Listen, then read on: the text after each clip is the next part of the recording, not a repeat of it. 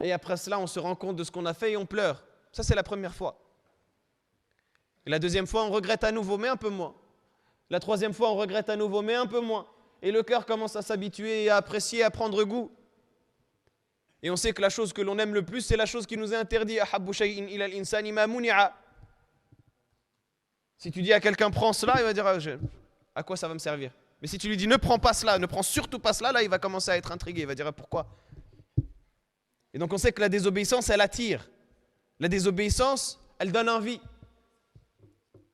Et donc plus on rentre dans ce cercle vicieux, et plus le repentir devient difficile. Et plus la sincérité du repentir devient difficile. Et plus on tombe dans l'état de l'hypocrite, comme ça a été décrit par certains parmi les compagnons, qui ont dit la différence entre l'hypocrite et le croyant,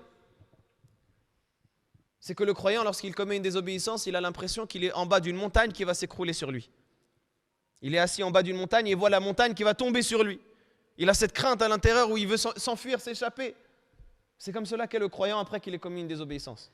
Et l'hypocrite, lorsqu'il commet une désobéissance, c'est comme s'il y avait une mouche qui se posait sur son nez et il l'écarte avec la main comme ça. C'est-à-dire que peut-être que ça passe par son esprit. Ah, c'est pas très bien ce que je viens de faire. Il passe la main et ça s'en va. Et ça, c'est l'état de l'hypocrite dont le cœur est mort. Et celui-là, il ne peut pas profiter du nom véritable de Al-Ghafour. Parce qu'il ne va même pas lui-même vers Allah subhanahu wa ta'ala pour qu'Allah azza wa jal vienne vers lui. Il ne va même pas lui vers Allah subhanahu wa ta'ala pour qu'Allah le couvre de son pardon.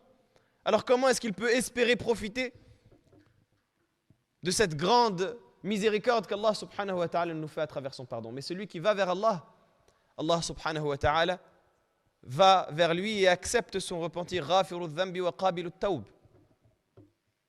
Allah subhanahu wa ta'ala est celui qui pardonne et qui efface le péché et qui accepte le repentir. Et la porte du repentir, elle reste ouverte tant que la personne n'arrive pas